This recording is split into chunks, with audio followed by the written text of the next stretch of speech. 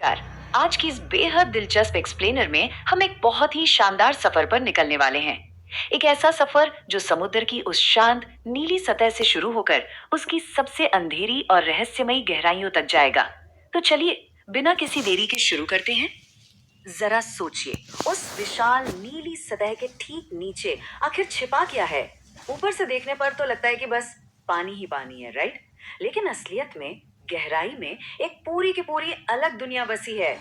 आज हम उन साइंटिफिक फैक्ट्स को डिकोड करेंगे जो अक्सर हमारी नजरों से बिल्कुल ओझल रहते हैं।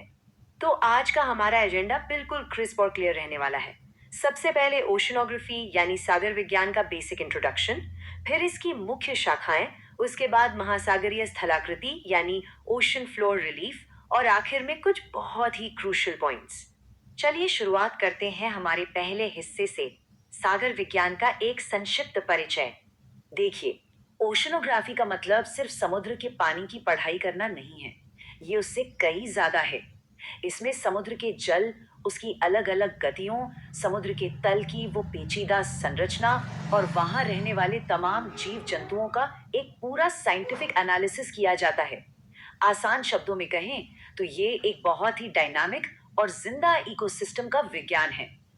अब आते हैं दूसरे हिस्से पर, जो है सागर विज्ञान की मुख्य शाखाएं। तो चलिए इसमें थोड़ा गहराई से उतरते हैं। मुख्य रूप से इसके चार पिलर्स हैं। पहला है फिजिकल ओशनोग्राफी, जहां लहरों और धाराओं की बात होती है, जो सीधा हमारे मौसम और नेविगेशन को इफेक्ट करते हैं। दूसरा है केमिकल ओशनोग्राफी, यानी पानी का खारापन और उसमें मौजूद गैसेस।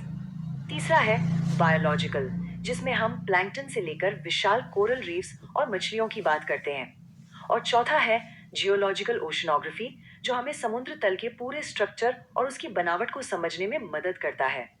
अब बढ़ते हैं हमारे तीसरे और सबसे रोमांचक हिस्से की तरफ, महासागरीय स्थलाकृति। अक्सर ये एक बहुत ही आम गलतफहमी होती है कि समुद्र का तल एकदम सपाट या फ्लैट होता है। बिल्कुल नहीं। सच तो यह है कि समुद्र के अंदर का नजारा किसी भी जमीन वाले परिदृश्य को कड़ी टक्कर दे सकता है। वहां विशाल पहाड़ हैं, गहरी खाइयां हैं और बड़े बड़े मैदान भी मौजूद हैं। इस अंडर वाटर सफर की शुरुआत होती है कॉन्टिनेंटल शेल्फ से। यह महाद्वीप का वो किनारा है जो समुद्र के पानी में डूबा रहता है। इसकी ढलान बहुत ही जेंटल यानी हल्की होती है, जिसका सीधा मतलब है कि सूरज की रोशनी यहाँ आसानी से पहुंच जाती है। और बस इसी वजह से ये पूरा इलाका मत्स्य पालन और पेट्रोलियम जैसे बहुमूल्य संसाधनों का एक बहुत बड़ा खजाना बन जाता है। अब जैसे ही हम शेल्फ से थोड़ा आगे बढ़ते हैं, अचानक से एक बहुत तेज ढलान आती है। इसे कहते हैं कॉन्टिनेंटल स्लोप। यहाँ गहराई 200 मीटर से सीधा 3000 मीटर तक लुढ़क जाती है, एकदम अचानक से। ये बहुत ही खड़ी ढलान वाला हिस्सा है और यहीं पर हमें बड़ी बड़ी अंडर वाटर खाइयां, जिन्हें सबमरीन कैनियंस कहते हैं, देखने को मिलती हैं। एकदम तीखे ढलान के ठीक बाद आता है कॉन्टिनेंटल राइज। ये थोड़ा रिलैक्सिंग जोन है, जिसकी ढलान काफी हल्की होती है। ये स्लोप और बहुत गहरे समुद्र के बीच एक कुशन या गद्दे की तरह काम करता है। ऊपर से जो भी सेडिमेंट या अवसाद गिरता है ना, वो सब यहीं आकर इकट्ठा हो जाता है। और अब हम पहुंचते हैं एबिसल प्लेन, यानी रसातल के मैदान में। 3000 से 6000 मीटर की गहराई। यहाँ सूरज की एक भी किरण आज तक नहीं पहुंची है। बस एक अनंत, एकदम चपटा और घना घुप अंधेरा फैला हुआ है। ये महासागर का सबसे बड़ा हिस्सा है और सच मानिए, ये जगह किसी गहरे रहस्य से कम नहीं है। अब यहाँ सबसे दिलचस्प बात ये निकल कर आती है कि समुद्र के एकदम बीचों बीच विशाल अंडर वाटर माउंटेन रेंजेस यानी पर्वत श्रृंखलाएं मौजूद हैं।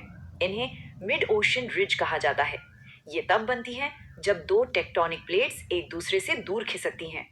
यहाँ लगातार ज्वालामुखियों का फटना जारी रहता है और लिटरली पृथ्वी की एकदम नई क्रस्ट यानी नई परत का निर्माण यहीं पर होता है। इसके बाद जरा इस नंबर पर गौर कीजिए, 10,000 मीटर्स। ये है ओशन ट्रेंच यानी महासागरीय गर्त की गहराई। सबडक्शन जोन की वजह से बनने वाली ये खाइयां हमारे समुद्र का सबसे गहरा और डरावना हिस्सा होती हैं। मरियाना ट्रेंच इतनी गहरी है कि अगर आप माउंट एवरेस्ट को पूरा का पूरा उसमें डाल दें तो भी वो डूब जाएगा।